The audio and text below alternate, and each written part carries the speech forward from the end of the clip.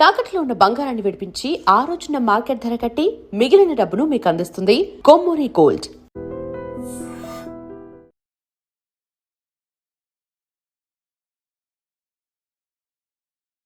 Welcome to iDream.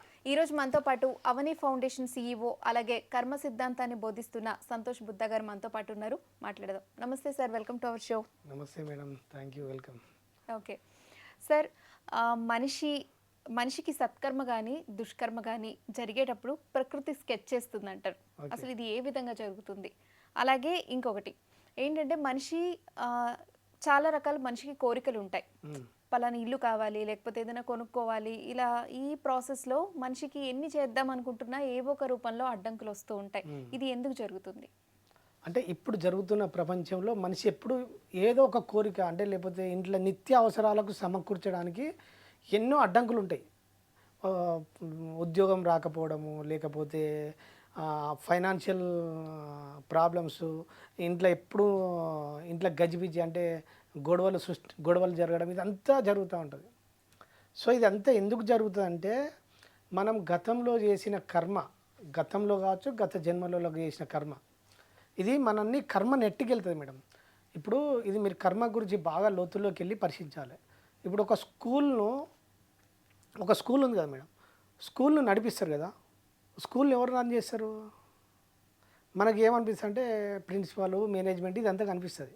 కానీ కనబడకుండా ఒక పని చేస్తుంది, ఒక వ్యవస్థ పనిచేస్తుంది. ఏంటిదంటే స్కూల్లో ఒక టైం టేబుల్ ఉంటుంది మేడం. టైం టేబుల్ లేకుండా ఆ స్కూల్ ఎట్లుంటుంది? మనం చిన్నప్పుడు చదువుకున్నాం కదా, టైం టేబుల్ లేకపోతే ఆ స్కూల్ ఎంత గందరగోళం ఉంటుంది. అంటే ఏ టీచర్ను ఏ క్లాస్లోకి పంపనో ఆ ప్రిన్సిపాల్కి తెలియదు. సో ఆ టీచర్ కూడా నేను ఏ క్లాస్ పోయి ఏం బోధించానో తెలియదు. సో టైం టేబుల్ లేకపోతే ఆ జీవితం ఎట్లుంటుందో, ఆ స్కూల్ ఎట్లుంటుందో, మన జీవితంలో సరైన కర్మలు ఆచరించకపోతే మన జీవితం అట్లుంటుంది. అంటే తెలిసి తెలియని ఎన్నో బ్యాడ్ కర్మల వల్ల ఫలితాలు ఏమవుతాయంటే, ఇప్పుడు ఆ టీచర్ను పొద్దున్నే 9:30కి స్కూల్కి రప్పిస్తుందా లేదా? నేను 9:30కి స్కూల్కి రావాలి. నెక్స్ట్ ఈ 8th క్లాస్లో ఉన్న మ్యాథ్స్ టీచరు నెక్స్ట్ 10th క్లాస్లో 9th క్లాస్లో సబ్జెక్ట్ చెప్పాలి కదా. ఒక తెలియని ఫోర్స్ ఉంటుందా లేదా లోపల? నాకు నెక్స్ట్ పీరియడ్ అవుతుంది, ఆ క్లాస్కి వెళ్ళి మళ్ళీ చెప్పాలని ఉంటుందా లేదా? ఇంట్లో ఎవరు గైడెన్స్ లేదు. కానీ ఆ క్లాస్ అనేది ఒక పీరియడ్ ఉంది, ఆ పీరియడ్లో చెప్పాలనే మైండ్లో లోపల ఒక ప్రోగ్రామ్ ఉంది కదా లేదా? సో ఇక్కడ ప్రిన్సిపల్ ఎవరికి ఆదేశాలు ఇస్తలేడు, ఒక ప్రోగ్రామ్ డిజైన్ చేసి పెట్టిండు. మొత్తం ఒక టైం టేబుల్ ఎవరిని ఎక్కడ పనిచేయాలో నిర్ణయించబడి ఉన్నది. సో ఆ టీచర్ను ఇంకో నెక్స్ట్ క్లాస్కి ఎట్లా నెట్టికెళ్తుందో మన బ్యాడ్ కర్మ ఫలము మొత్తం అట్లా నెట్టికెళ్తుంది. ఆ నెట్టికెళ్ళి ఏమవుతుందంటే ఆ బ్యాడ్ జోన్లో ఉంచేస్తుంది. ఆ బ్యాడ్ జోన్లో ఉంచినప్పుడు ఏమవుతుందంటే మనకు ఆ బ్యాడ్ ఫలాలు వస్తాయి, అవన్నీ వెనక్కి లాగేస్తాయి.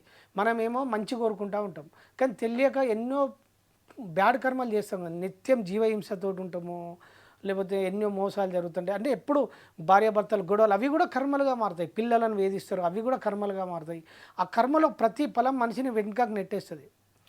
ఈ నెట్టేసే కర్మంలో ఇప్పుడు మీకు కర్మఫలం ఎట్లా వస్తుందో తెలుసుకోవాలి. ఇక్కడ కర్మఫలం వచ్చినప్పుడు వీళ్ళకి అర్థం కాదు. మనం ఏమో అనుకుంటామంటే దేవుడు అన్యాయం చేస్తుండు, దేవుడు నాకే ఎందుకు ఇట్లా పరిస్థితులు అని వీళ్ళు అనుకుంటారు. కానీ ఇప్పుడు రామదాసు ఉన్నాడు, రామదాసు గుడి కట్టిండు, మోక్షం కోసం వెతుకుతుండు. అంటే నాకు శ్రీరాముని దర్శనం కోసం వెతుకుతుండు. కానీ మంచి గుడి కట్టిండు. మరి అంత గుడి కట్టే క్రమంలో అది పుణ్యకార్యమే కదా. మరి ఆయన జైలుకి ఎందుకు పోయిండు సార్? మరి ఆ మోక్షం అనే మార్గం ఎందుకు ఆ దారి ఓపెన్ కాలేదంటే, వెనకాల భార్య కోసం ఒక స్వేచ్ఛలో, ప్రకృతిలో స్వేచ్ఛగా జీవించే ఒక చిలకను పంజరంలో బంధించిండు. ఆ బంధించిన కర్మ మోక్షం రాకుండా అడ్డుకున్నదా లేదా? సో ఇప్పుడు ఆ కర్మ ఏం చేసింది? ఆ కర్మ ఈయనకు ఆ కర్మఫలం ఉన్నది కదా, అది కూడా అనుభవించాలి కదా. ఇప్పుడు ఆయన కర్మఫలాన్ని అనుభవించాలంటే ఈయన జైలు పోవాలి. అంటే పంజరంలో బంధించింది కదా. సో అది జైలు పోవాలంటే జైలు పోయే ఎట్లయితే రామదాసు జైలు పోతాడు అనేది ఏం చేస్తుందంటే ప్రకృతి కొన్ని నియమాల ద్వారా ఈయనకు జైలు పోయే పరిస్థితులను క్రియేట్ చేస్తుంది. ఆ క్రియేట్ చేసి ఏం చేస్తుంటే ఈ పుణ్యకార్యంలో ఎక్కడో ఒక దగ్గర ఆ డబ్బులను మళ్ళించి ఆ నిందను ఈయన మీదేసి ఆ శిక్షను అనుభవించడానికి కొంతమంది వ్యక్తులను ప్రకృతి స్వాధీనం చేసుకొని వాళ్ళ ద్వారా ఆ ఫలితాన్ని ఈయనకు అప్పచెప్తుంది. తానీషా మహారాజు దగ్గర ఉన్న కొంతమంది వ్యక్తులు, అభావమరుదులు ఈ గుడి కట్టే ఆ డబ్బులలో 6 లక్షల వరాహాలు నగలు దొంగిలించి ఆ నిందను ఈయన మీదకేసి జైలు పోయేటట్టు చేస్తుంది. ఆ కర్మ ఉన్నంతసేపు రామదాసు జైల్లోనే ఉంటాడు. కర్మ పూర్తయినాక అప్పుడు రామలక్ష్మణులే వచ్చి ఆ డబ్బును కట్టి ఈయనను విడిపిస్తారు. అంటే ఆ కర్మ ఉన్నంతసేపు రామలక్ష్మణులు కూడా ఈవిడది ఏం చేయలేకపోయారు కదా. సో కర్మ ఏం చేస్తుందంటే మనిషిని నెగటివ్ జోన్లో ఇరికిస్తుంది. ఆ ఇరికిచ్చినప్పుడు మనకు ముందుకు పోనీకి ఆస్కారం ఉండదు. అందుకే ఎప్పుడు మనము ముందుకు పోతూ ఉండాలి. కర్మఫలము పొందడానికి మనకు ఏదైనా కోరుకున్నది బలంగా చేయడానికి నిరంతరం సత్కర్మలు చేసినప్పుడు ప్రకృతి సహకరిస్తుంది. నేను మీకు ఇంకా కర్మఫలం ఎట్లా వస్తుందో ఇంకా ఈజీగా అర్థమయ్యేటట్టు చెప్తాను నేను. ఫర్ ఎగ్జాంపుల్ ఒక అమ్మ ఉంటుంది, ఒక స్త్రీ ఉంటుంది, ఒక తల్లి, తనకు ఒక 6 సంవత్సరాల బాలుడు ఉంటాడు. ఆమె నిరంతరం దైవనామస్మరణ పూజలు చేసుకుంటూ మంచిగా ఉంటుంది.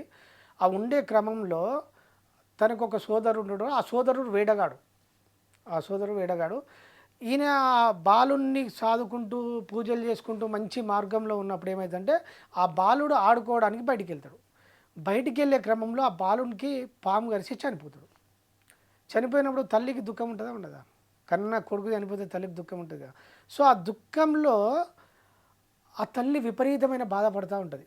ఆ బాధపడే క్రమంలో ఏమవుతుందంటే ఆ సోదరుడు ఉంటాడు కదా, అరే నా సోదరుడు పుత్రశోకం కలిగింది, బాగా దుఃఖిస్తూ ఉంటుంది. దుఃఖించినప్పుడు అని ఏం చేశారంటే, ఓకే మా చెల్లె దుఃఖాన్ని నేను బయటికి తీసుకురావాలంటే ఏ పాము అయితే గరిచిందో ఆ పామును వెతికి తీసుకొచ్చి ఈమె ముందట చంపేస్తే ఈమె దుఃఖం పోతుందని ఆయన అజ్ఞానంతో ఆ దుర్వినియోగం ఎందుకంటే వేటగాడు కదా.